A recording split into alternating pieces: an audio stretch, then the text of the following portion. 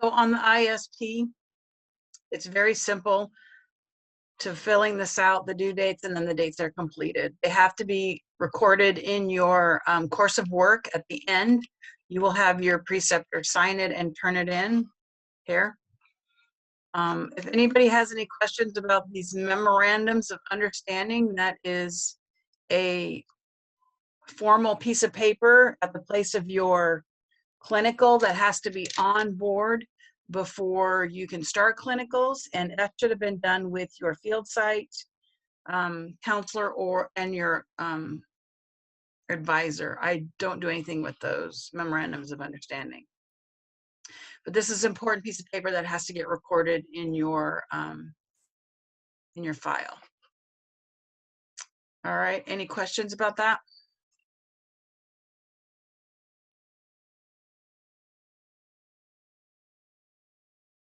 Nope. Okay. All right, next I want to just make sure, do you guys have any questions about the direct, indirect clinical hours?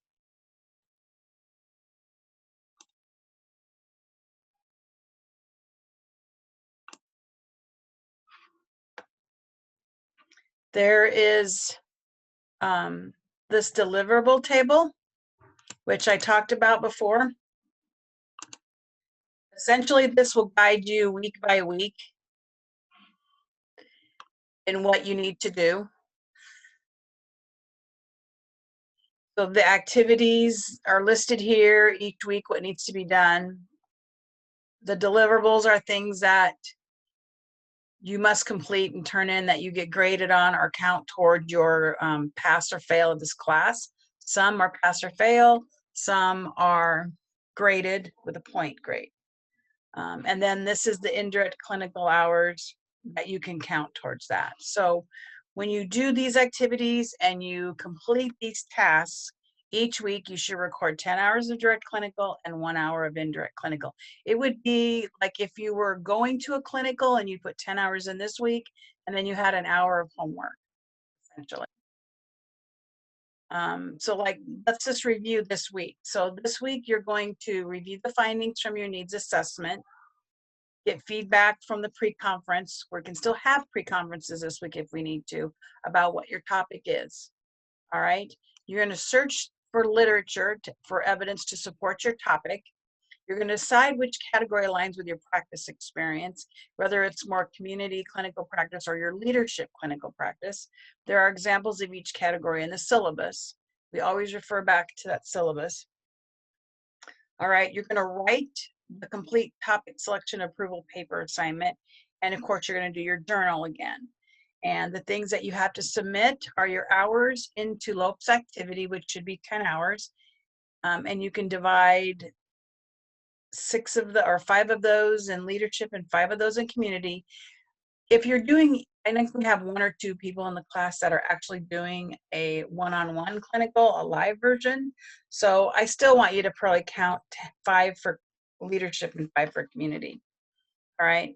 And then you can count 6 hours when you're searching for the research as indirect clinical hours.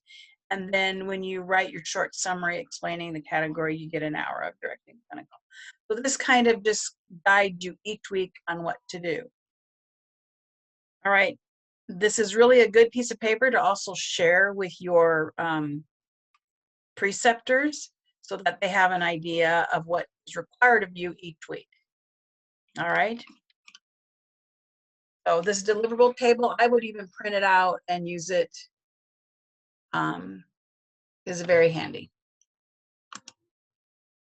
Do you guys have any questions about indirect versus direct hours and anything about this deliverable table?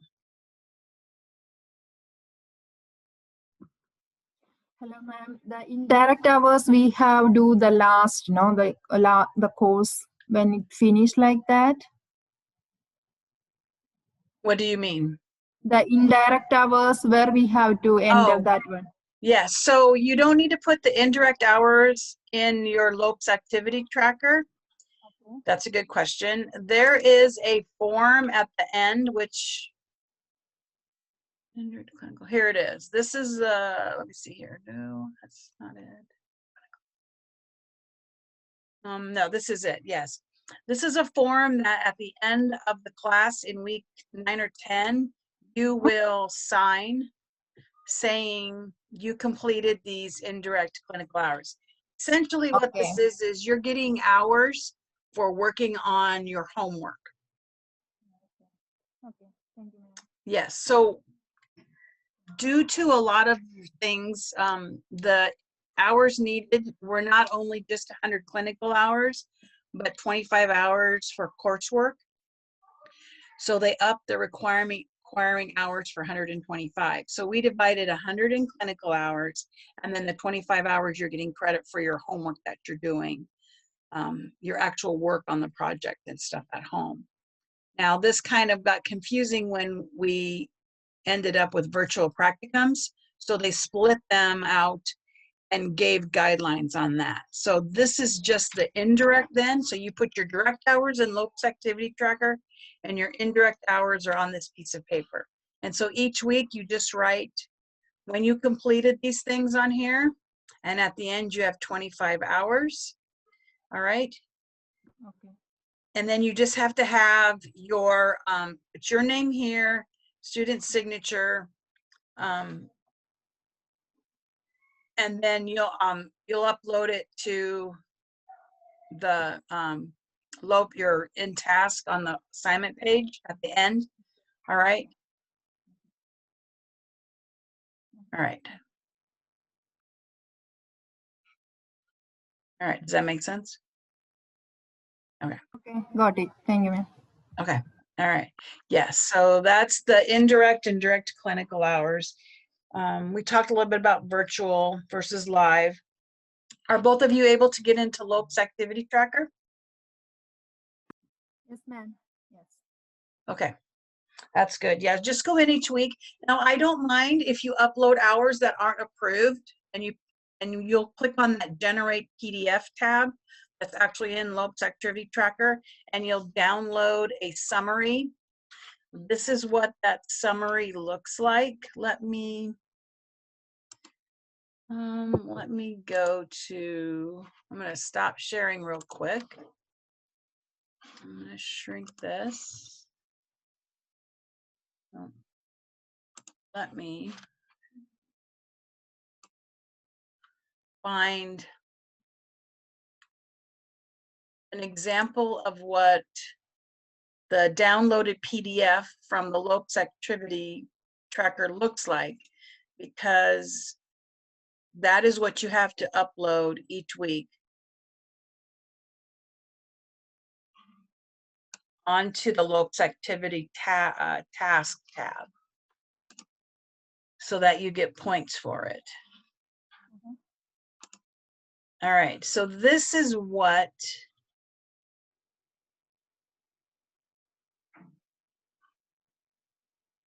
that PDF looks like that you will submit to me. Let me share my screen again.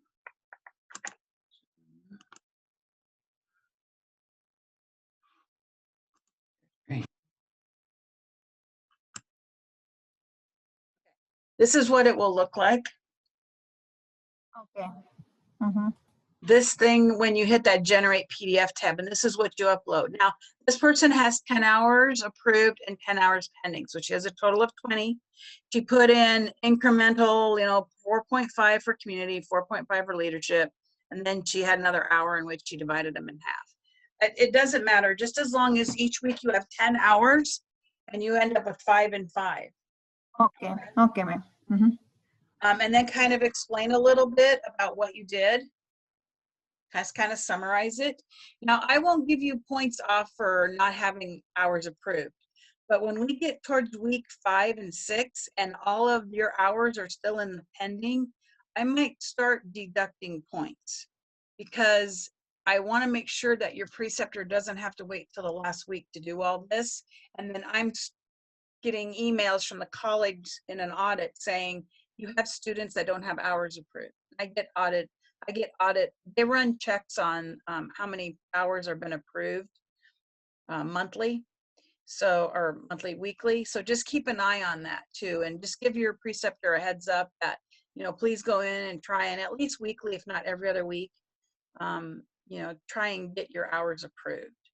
At the last week, week 10, you'll have to upload your final 100 hours, should all be at least 100 in this column, and they should all be approved.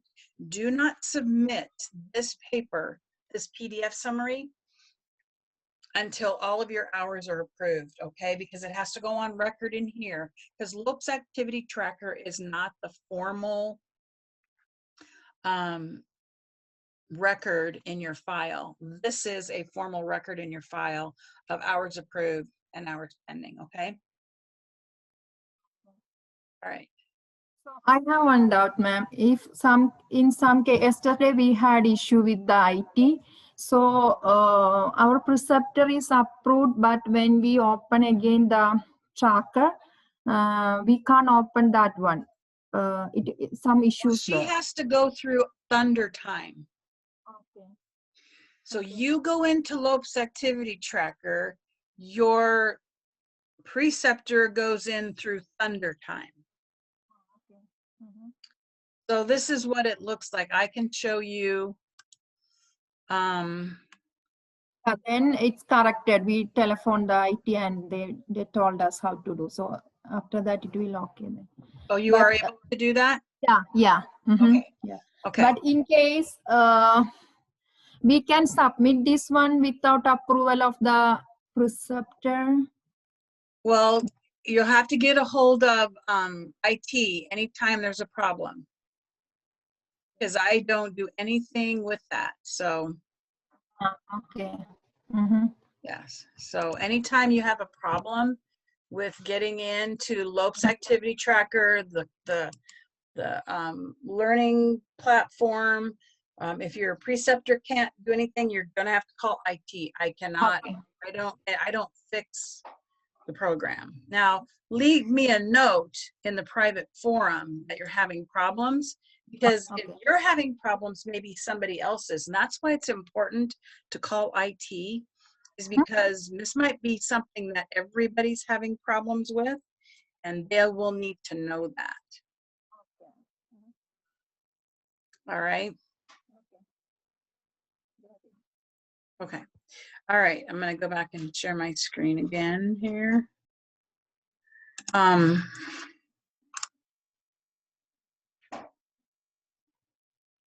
right. So the evals, like I said, will also come from your preceptor.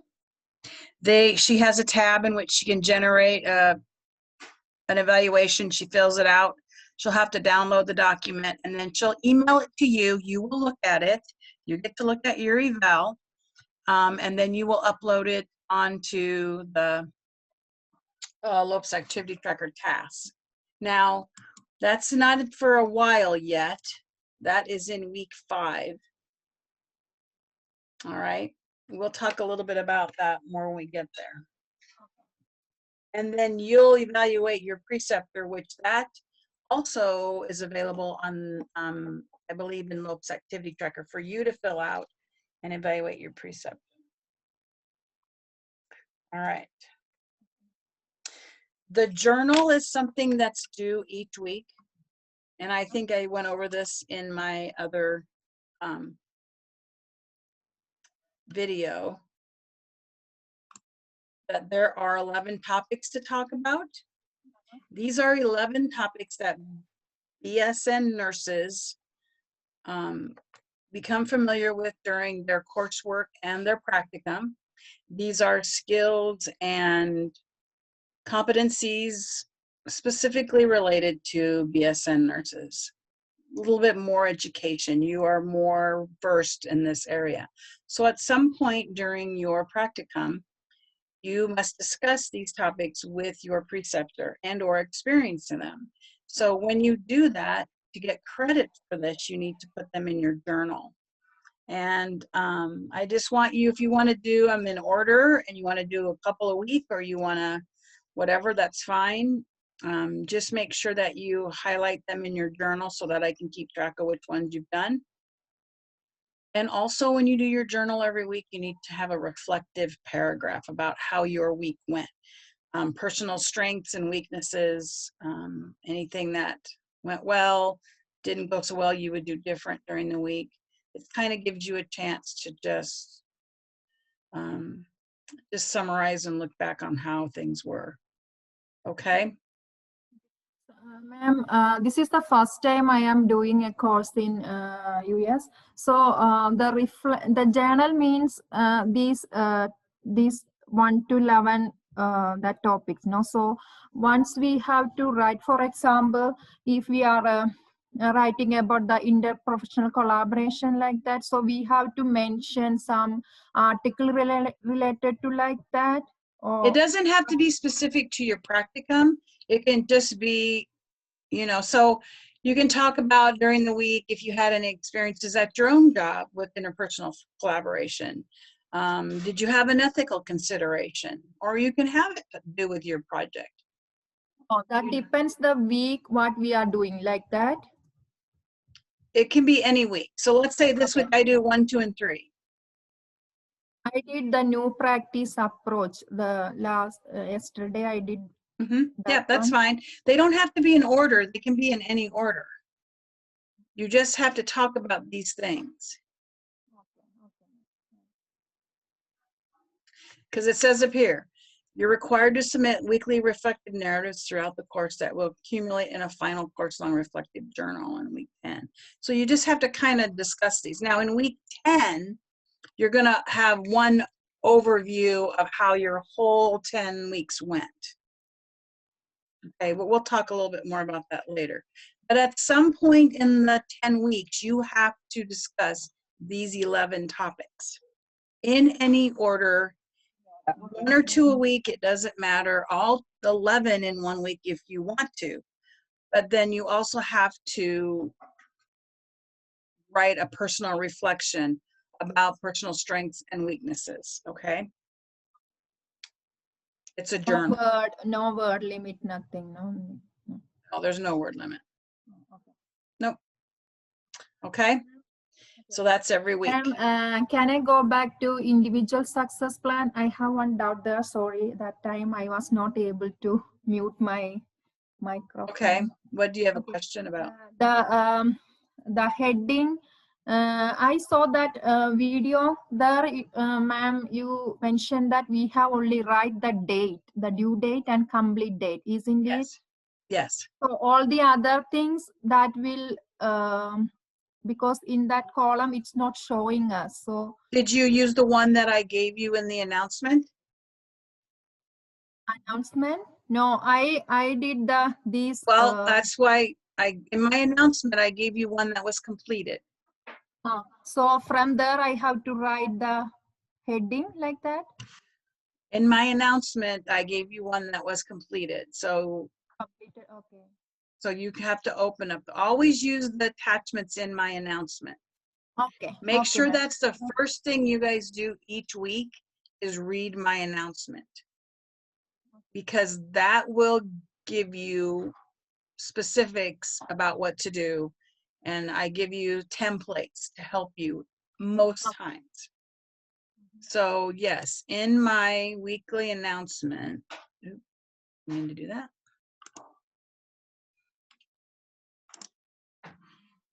So topic 1 announcement.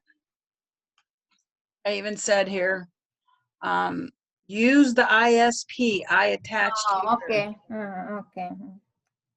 I read that one. Okay. Thank you, ma'am. Yeah, and I know I give a lot of announcements, but you might have to read them, reread them, read them again, because there's going to be some a lot of instructions. So sorry. Yeah, I know you're overwhelmed. That was the first thing I said too in the first announcement, was this class is very overwhelming.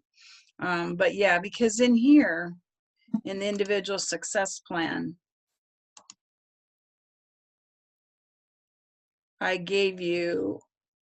already put see, in this class before, they used to make the students write these competencies in. They used to make them go down to the bottom of this assignment and figure out which one of these competencies fit which task, which was very hard. It's actually on the assignment pages. It tells you at the bottom of each task which one fits it. But that's time consuming for students to go in and look up each individual assignment, write that on their ISP. It was really overwhelming. So we decided to complete it for you. So like here under topics, everybody has to turn in their topic. Just a couple of, lines, even if it was just 3 or 4 topics. What do you want to do? I'll look those over this week. Pretty much though, we've already figured out what one you guys are doing. We talked about it with your preceptor and you. It really is up to you and your preceptor what you're going to do. My job is just to guide you through the process. And what I want to really, really harp on is make this something simple. If you want to improve staffing, that's going to be very difficult because essentially you're going to have to change the whole culture of the hospital or clinic or whatever organization you're working for. So what I usually say is, well, what about staffing? Do you need to create a new acuity level? Do you need to improve morale by maybe offering stress relieving activities, rearranging break times, enforcing break times, things like that. So even though you might have a broad topic, there's ways to narrow it down. And even like when you're talking about potty and trying to prevent urinary tract infections, there's so many things that you can do. There's like 50, 60 nursing interventions to decrease potties. But how are you going to measure each one, and which one's going to actually be the one that decrease the rate of infection? So I like to say, yes, you can work on the big project, but for the sake of this course and writing it on your paper and coming up with research, focus on 1 or 2 interventions, what we call variables. So we'll have plenty of time to pick it apart over the next week or 2 while you're gathering information and looking up sources. What I want to stress, and this is the most important thing, is each week you write a part of your final paper. So we're like building on a topic. So you pick one topic, and then for the rest of the course, that's what we're working to change. You don't have 10 different ideas. You have one topic. We're going to start researching. We're going to write a PICO question. We're going to look at sources. We're going to devise a strategic plan. We're going to implement it. We're going to talk about how you're going to evaluate it. We're going to talk about barriers. We're going to talk about nursing theory and change theories that you have to use during this to really get this going and get other people on board. So each week we're doing a part of your final paper. So that when I think it's like week 7, you write your paper. You'll take bits and pieces of each week and put it together. You won't just copy and paste it. Otherwise, I'd have a 10,000 page document. But you will summarize what we've already done. Okay? Does that kind of help you guys out for what to plan ahead for? Let's look at this week. Can you still see my screen? Okay. So this week, this is kind of redundant this week. These 2 assignments, the topic summary and the topic selection approval, are essentially the same thing. The capstone topic summary assignment,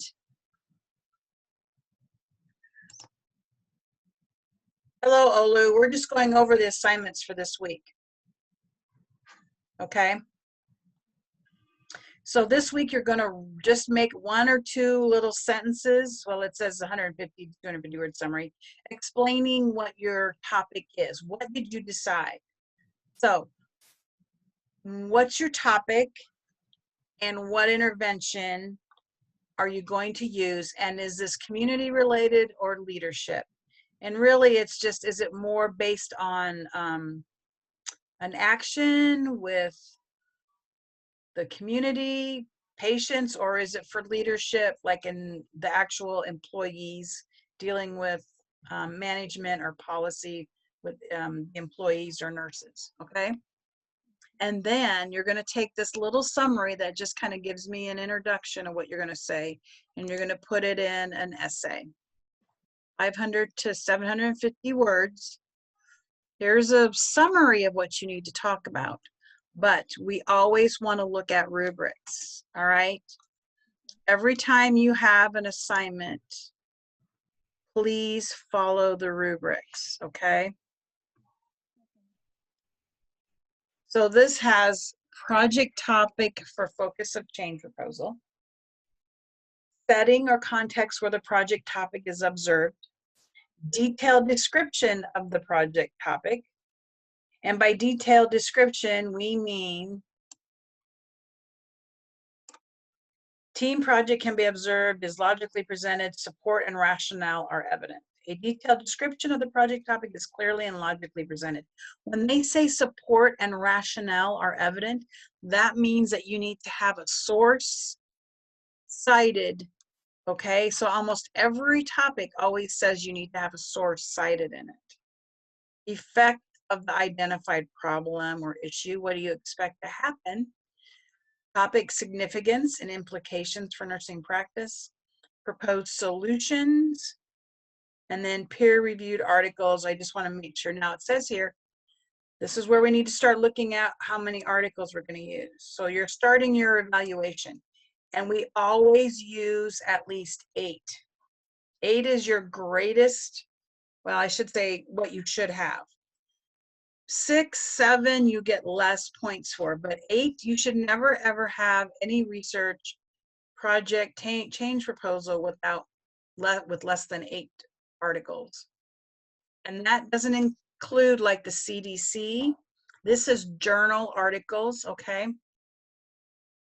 Peer-reviewed articles, which means you need to go into the GCU library database and look up journal articles that are peer-reviewed. And almost any article in a journal, of course, would be peer-reviewed. So you could have something like the World Health Organization, CDC, nurses, blogs, whatever, but you need to have at least 8 peer-reviewed articles from journals, okay? That's why that's very, very important that you meet that, because you will get points deducted for not having at least 6, 7, 8 peer-reviewed articles. All right, use the rubrics. And our class is supposed to be using APA 7th edition. I know you guys had to change your format in the last class. Were you using 7th edition before?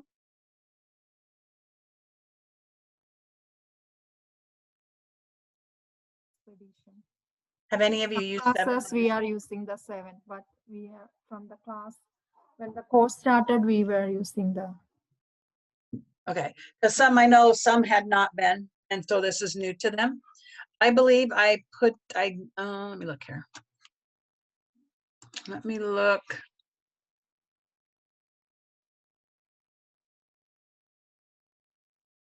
I think I need to attach.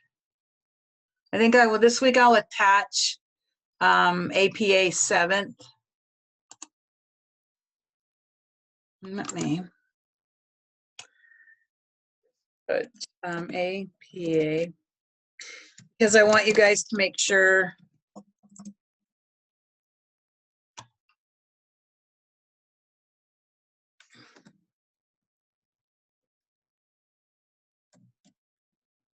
you use the correct one. I'm going to attach guidelines and the template. All right. Now, for some other assignments, I may have other templates that I will give you. It just depends on if we have one or not. The very last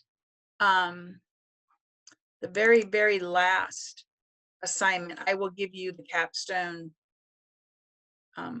template that you can use for the final one. So you won't have to coming up with your own headings. All right.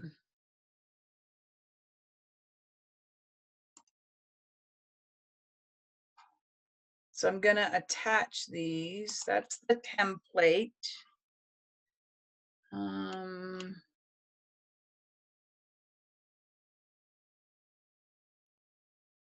PC guidelines for. Do you guys have any questions about APA 7th edition?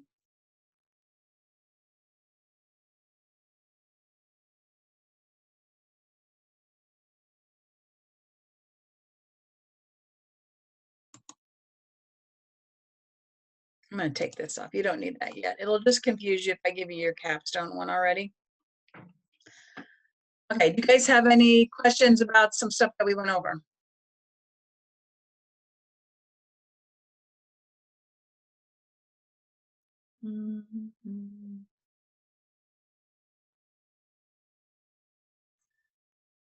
No? Excuse me, hello. Yes? I have a question, although I joined late. I'm very sorry. I just joined the class now. For this week, so yeah, I thought I made you discussing talking about the Capstone topic summary. So I didn't really get to what to do there because I was looking at the other one, the Capstone project topic. So what are we to do in the Capstone topic summary? Okay, so when you open up here, path, this is your tasks, okay? So capstone topic summary. In collaboration with the course preceptor student, you will identify specific evidence-based topic for your project. Write a 100 to 250 word summary explaining which category your topic intervention are under, community or leadership. All right, so just tell me whether it's based more towards your patients or it's based more towards nursing, leadership side of it or the community side of it. Summarize what you're doing, what your topic is, all right? And then this is the formal initial, this is like your very first introduction of your paper that you're going to be writing at the very end. So this week then you write the whole thing up, okay? This is just an introduction to what you're going to be doing. And these are the things you have to talk about and use the rubric, okay? And you have to turn this into Lopes Activity Writer. Or Lopes Write, sorry. Lopes Write, that's your similarity index. Are you guys familiar with that? It's just like turn it in. So for the caption topic, we write 150 to 200 word, but we're talking if it's community or leadership. Yeah, follow the instructions, yep, for each of the assignments. Okay, thank you. Yeah, and then you have your journal. And then you have to turn in your Lopes Activity Tracker PDF summary of your hours submitted. Make sure, getting back to this essay that you're writing for the first time in this class, that you follow the rubric, use headings. I might put a little summary of APA 7 just in a video and to show you what's important, because some of you are struggling tremendously. Not necessarily this class, but in past classes with APA format, and I don't think we take it seriously, and I know it's a pain, and why do we have to do this? But when a policy is written in a hospital, they have to have references, and those references are cited in APA format. It's just the standard of research.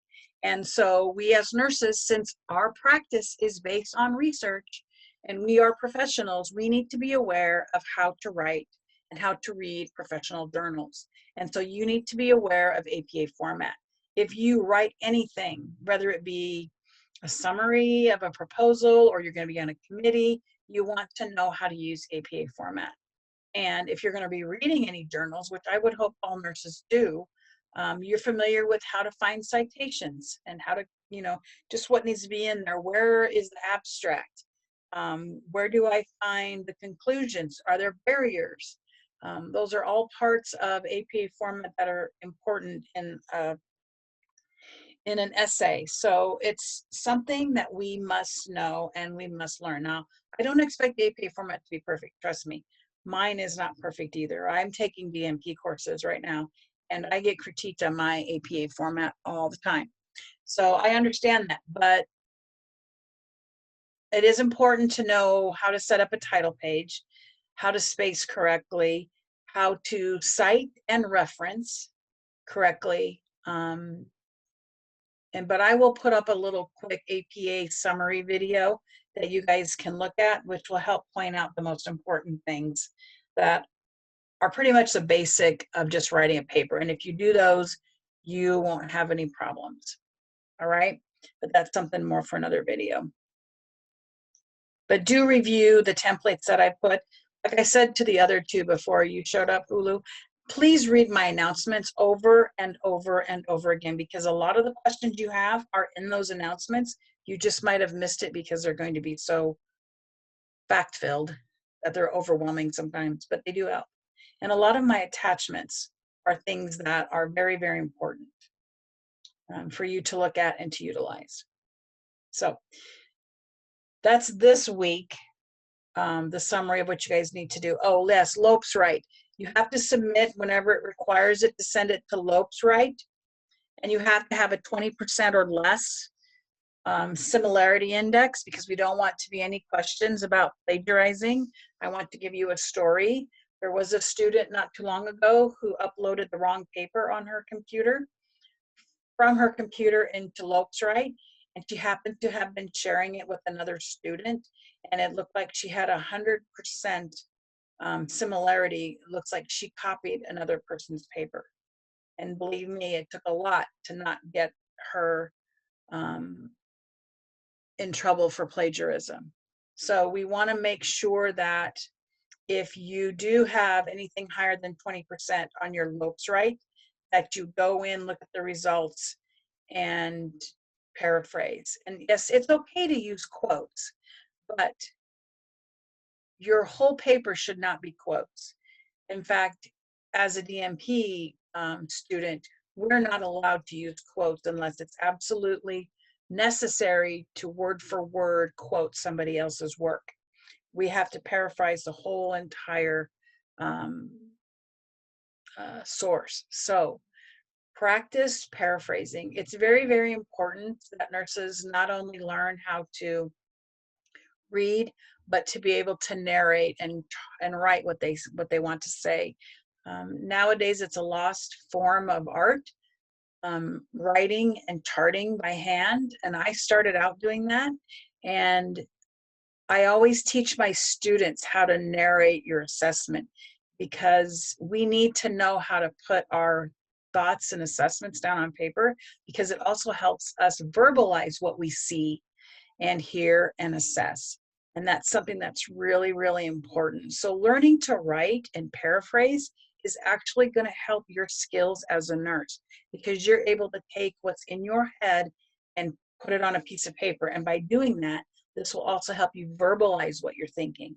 And you know, when we have to communicate something clearly and quickly to whomever it may be, a coworker, a physician, family members, we need to do it professionally and in an efficient, clear manner. And essay writing, formal essay writing, is just that, putting our thoughts down clear and efficiently. And so there is some good reasons for writing in APA format.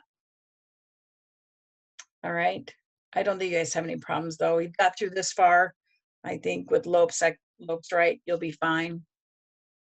Just remember, it's your final one. It's the capstone. This is what culminates all of your hard work. And this is going to be the most busy, the most stressful, the most challenging, but rewarding when you get done with it, because you will have earned your BSN. And they are not just initials behind your name. It definitely means advanced, educated, well-versed nurse, especially in evidence-based practice.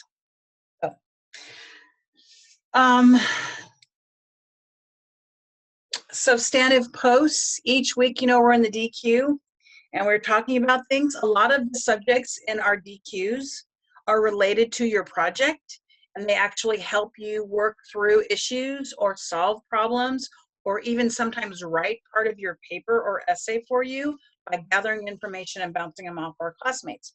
So when we respond to a DQ, pretty much it has to have some substance to it, you know, 2-3 paragraphs.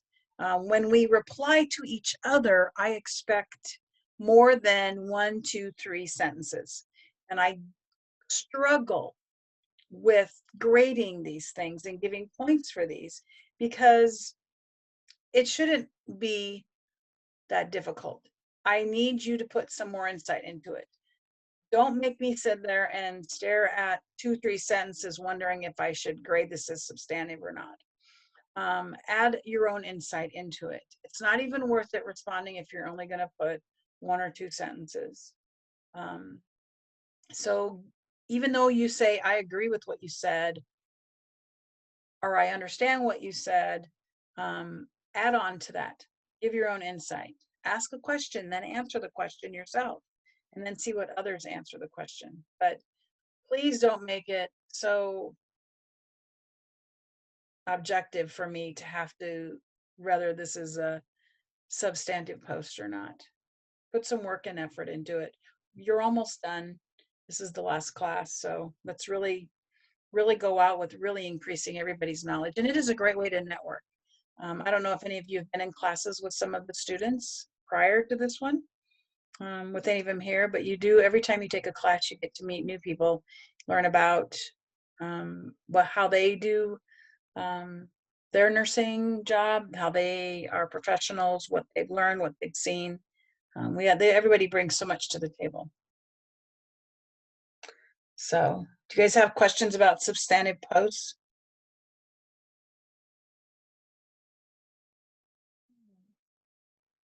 Nope.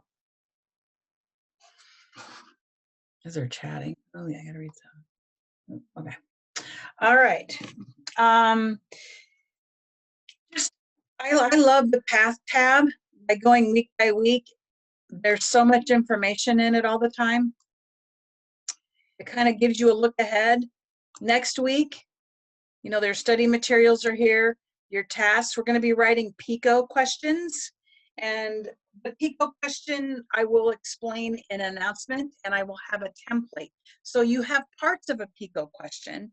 There are 5 parts. Sometimes you don't have a time frame, but if you want to put a time frame in it, fine, that's the T. But then when you find those parts, you need to put it into a sentence. We'll talk a little bit more about that coming up, but I just want you to look at that. You're going to write objectives, and then you're going to also have a journal and your locus activity tracker. So objectives are things that you want to meet, and you'll also have to write some rationales for those objectives. And then week 4, you're going to do a literature evaluation table. So the 8 sources that you are going to look up this week, you may like, you may dislike, you may get rid of them. It just kind of depends. But there's actually a table, and I can kind of show you that you'll fill out. It's not an essay. This is just a table. And this table needs to be filled out in its entirety. That will help you decide whether a resource is worth using or not. So you have 1, 2, 3, 4 sections here. It talks about the journal, the title, the questions, the aim, the type of study there is, whether it's quantitative or qualitative, the setting, methods, analysis, findings, all that. And then you have 5, 6, 7, and 8, and you need 8 articles. Now, when we talk about the title and the year should not be 5 years or older, or it should be any older than 5 years, because of we need the latest, greatest. Now, if you're researching your nursing theory or your change theory and you want to use the original published paper of, say, Lewin or Rogers or Florence Nightingale or Jean Watson, it might be older than 5 years. So if the source is historically significant, then you can use something 5 years or older. But if it's a research article to support your project, it needs to be 5 years or younger, okay? Does that make sense? So that's your literature evaluation table. And you'll fill that table out and you'll upload it in here. And then you're gonna write some outcomes. Okay, what do you expect to gain by your project? And then of course we have the journal and the locus activity tracker again in 4. In week 5, there's supposed to be a mid-conference, kind of like the pre-conference. What I'm gonna do is touch base with you. We can do a group text or a group phone call, and you can tell me, nope, great, no questions, no problems, all right? Now, if I see a question or a problem, we might have to have a conversation about it. There's supposed to also be a midterm eval filled out. This is done by your preceptors through ThunderTime, which we talked about earlier. They download the evaluation off of ThunderTime, fill it out, send it to you, and then you upload it here. Now, if you get all 3s, which are good, then this remediation paper doesn't need to be done. What you need to do is open up this remediation paper, and in the first section, type NA. All right, and as it's opening up, so you go down here, remediation must be completed, so NA, all right? If you have to remediate, say you didn't get a 3, then you and your preceptor will go over one of these things below here for you to do. But I have never had a student get anything less than a 3 in their evaluation from their preceptor. All right, and then you're gonna do the journal again and your locus activity. You're also gonna do a strategic plan. Now, how many of you are involved in strategic plans at your place of business or your hospital or wherever you work? Has anybody had any experience writing a strategic plan? Okay, strategic plans are usually very, very long. This is not going to be long. In fact, I'm going to have a little bit of a guidance for you, because this is only going to be 150 to 250 words. And all we really want to know is, what kind of challenges do you see coming and how are you going to meet those challenges? All right, and some timeline. So I'm going to give you a little bit of a guideline on what to do with this strategic plan. So don't worry about it. There'll be more instructions later with it, but just a heads up. But the biggest thing about week 5 is this evaluation. Get it from your preceptor, upload it, and then upload the remediation and write NA if you don't have any issues. Week 6 is a literature review essay. So the biggest part of your paper is probably going to be the lit review section. This is your week that you're going to take all of those articles on your lit review table and you're going to summarize them. Now, these are the sections. I want you to look at the rubric. You're going to you have an introduction section, which initially is your paper you're writing this week. So you're going to kind of summarize your introduction. You're going to compare research questions. You're going to compare sample populations. You're going to compare limits of the study. And then you're going to write a conclusion, which will be the recommendations for further research, which is pretty much similar to what is in all research papers. Now, what you must do is cover all 8 of those sources in this paper. They all 8 don't have to be under the research questions and 8 under the sample populations, but you can kind of divide them out. If there was a few that had a lot of limitations, you might want to put those here. You can summarize some of them. You can say in 3 out of the 4 research studies, the populations were in this, and then just cite some of them, okay? But make sure that all 8 of your sources are involved in this literature review essay, okay?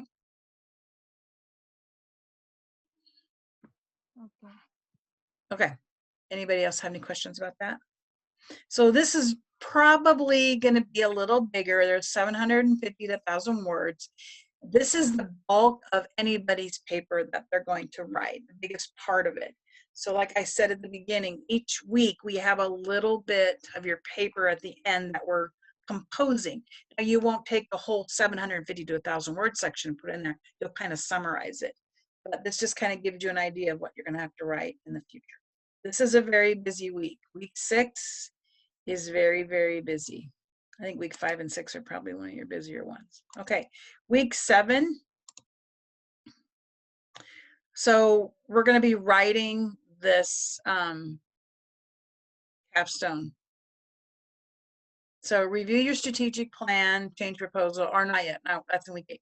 You're going to review your strategic plan, objectives, outcomes, and resources. Develop a process to evaluate the intervention. So this is where you write about how you're going to evaluate your capstone project. Are you going to survey nurses? Are you going to look up infection control rates prior to and post your intervention? Are you going to collect data on readmission rates, or something, but make it simple, something that you can evaluate.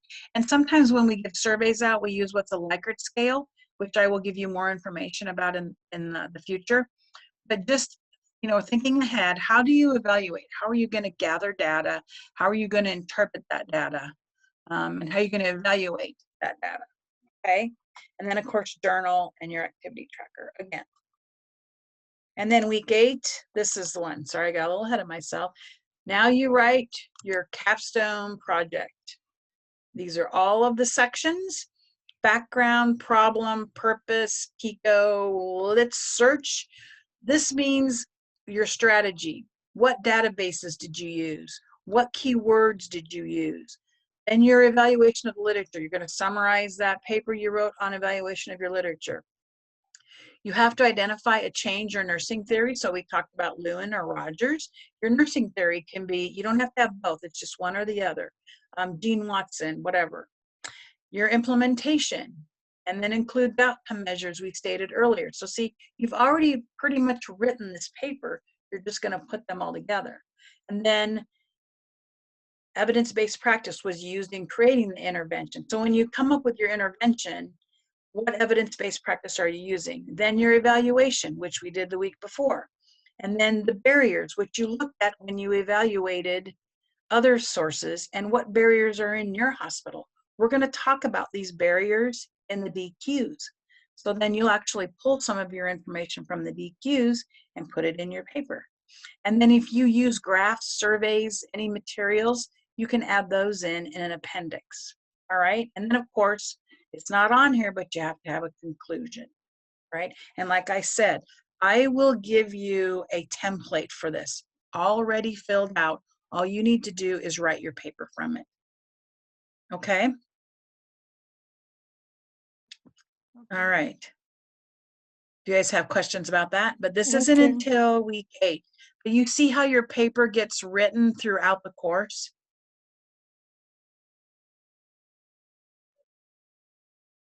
Yes, it's very obvious because each week we kind of write this paper. So at the end, you're just kind of plugging it together. And then the last 2 weeks are wrapping up a bunch of paperwork. So in week 9, you're going to actually put together a PowerPoint presentation. So you have to plan on this. You just take your project, put it on a PowerPoint. It needs to be very short. And then you will present it to either your preceptor or the nursing organization. You can even be presenting this to your board of directors if you want to. The nurses in education, wherever you want. You have to present this to somebody. You can do it via Zoom if you can't be live. You can record yourself and then send it out. It doesn't matter. But you have to give this presentation to somebody at your place of work or where you're going to implement this project.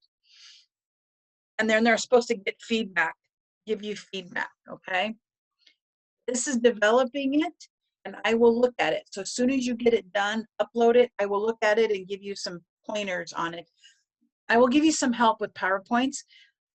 Let me tell you this right now. No more than 6 bullet points on a slide and no more than 6 words in each bullet point. Use some color, keep the font at least size 20, and make sure you cite and reference. Also, You need to use speaker notes. So when you're developing your PowerPoint, what you do is you narrate your PowerPoint at the bottom, and there's a way to add speaker notes on PowerPoints. If you don't know how to do that, I would Google it and look it up. I'll give you a link also that helps you with PowerPoints. But the reason you do that, so that if I were to give your presentation, all I needed to do was look at your speaker notes and I knew what you were going to say about that particular slide. So that's very important, but I'll give more information on that when we get to that week 9. And then of course you've got the journal and your LOPES activity tracker again. All right. Any questions about that? Okay. Last week has like 10, 11 things to do. It's been crazy. It's crazy busy. So we'll go over these in more detail when it gets up here, but this Capstone project change proposal presentation, this is just a summary of the feedback that you got after you gave your presentation. All right. Just summarize how it went, what you thought of your presentation, what the feedback you got from your audience. And then you'll upload your completed individual success plan. You must have your preceptor sign it. So I will take electronic signatures, or if your preceptor wants to print it, sign it, scan it, and send it back to you, that's fine. Anything that they need to sign can be done electronically or otherwise. And then your journal. So you've had 9 weeks of journaling. This last week, what you need to do, you need to summarize. So it says, the final submission includes an outline of what students have discovered about their professional practice, personal strengths and weaknesses that surfaced during the process. The final journal should address a variable combination of the following while incorporating your specific clinical practice experience. So you just need to summarize each, something about each one of these things that you found out along the way, all right?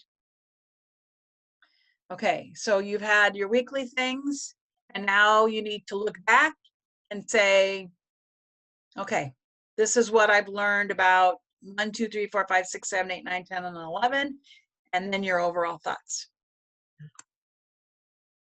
Any questions about the final journal? I know, and I will go over this again. You know, we have weekly announcements, so I want to make sure. There's a scholarly activity that you have to do, which can be done anytime. If you wanted to complete this throughout the course and get it done right away, you can. So what you need to do is participate in scholarly activities outside of clinical practice or professional practice. This could be conferences, seminars, journal clubs, rounds, morbidity, mortality meetings, committees, QI, opportunities at your site or community, whatever. You know, a webinar, I don't care, a Zoom meeting, but then you just need to write about it. And here's a little handout. Just look at this attachment. It kind of tells you what to do. You can even use the same format. But you can do this at any time. But this is a requirement for BSNs to them to attend, and it doesn't even have to be related to your project. It can be something entirely different, okay? All right, so that just needs to be turned in by the end.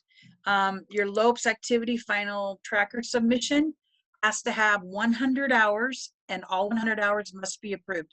Do not submit this if those hours aren't approved. Wait until they get approved. So really get on your preceptors getting that done, okay? Because I get audited, and if you, this is where you get recorded as saying you've done 100 hours. And then there's a post-conference. If you have any questions at the end, then we'll have another group text or group phone call. If not, just have your preceptor sign this, you sign it and submit it. And then you need to fill out the indirect clinical practice experience form, which is attached. You need to print student evaluation of preceptor and site. There is a evaluation on your LOPES activity tracker I want you to fill out. All right. Access LOPES activity tracker, right there says it. And then your final eval by your preceptor should be here too. All right, so you'll get that from your preceptor and all of that. And then of course their DQs. All right. Okay, that was the class overall. I know it's a lot of information, but I hope it answers questions. Do you guys have any other questions you can think of?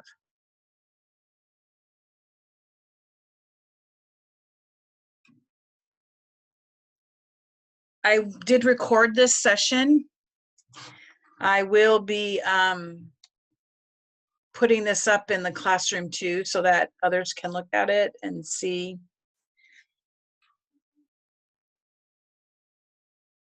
I have a question. Okay, Olu, what's your question? Yeah, for the reflective journal, so the first week I just pick one of it. You can pick anyone, doesn't mean the way it is being arranged. Yeah, you can, you know, any way you want to do these, it doesn't matter. They don't have to be in order. You can do 1 or 2 or 3 a week. You can do. How many words? What? The words, like 75 to 150 words. It's a journal, so it doesn't matter. There's no word count, just as long as you, yep, there's no word count. Okay. All right. Thank you. Yeah, thank you. Yep, nope, there's no word count. So. Any other questions?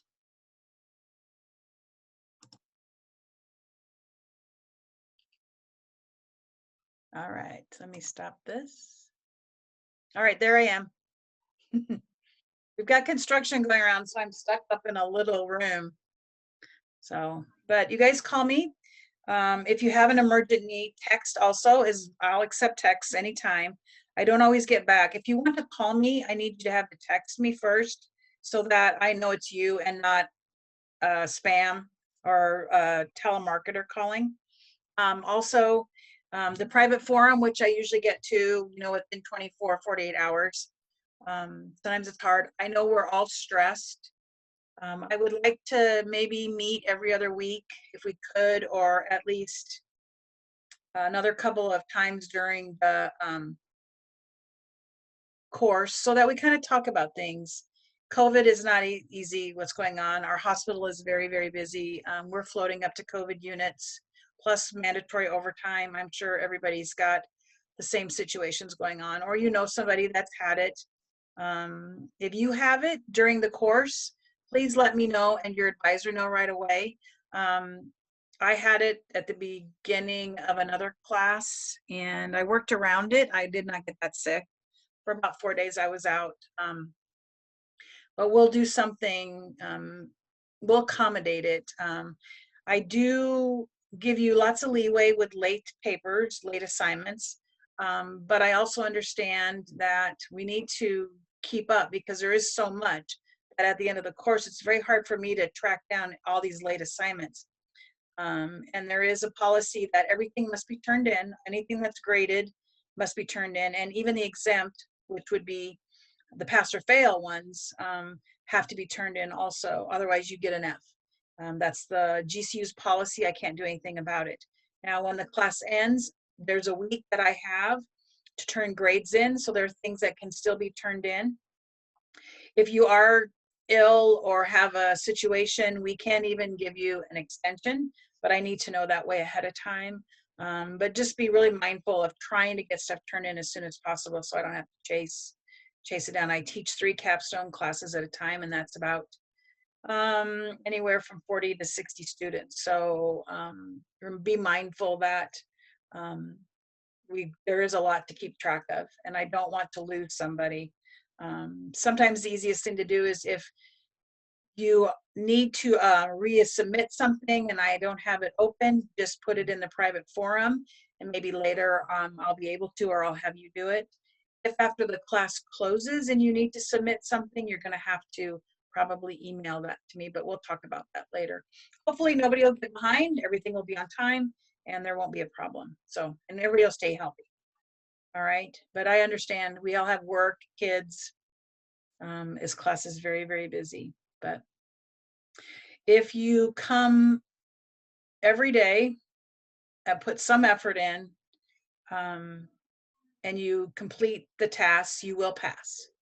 So no one will flunk as long as they just meet the requirements every week by week, day by day, whatever you can do. So, okay. Does anybody have any questions? All right. Take it one day at a time. Don't look at the big picture. It gets very overwhelming. Just try one little task at a time, and then you'll be able to get it done. I promise. Okay. All right. Anybody questions? Okay. Yes.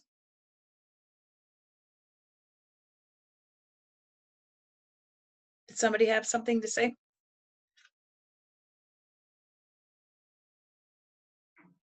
Nope. Okay. All right. Well, thank you guys. Yep. Have a good day. Stay healthy. Take care.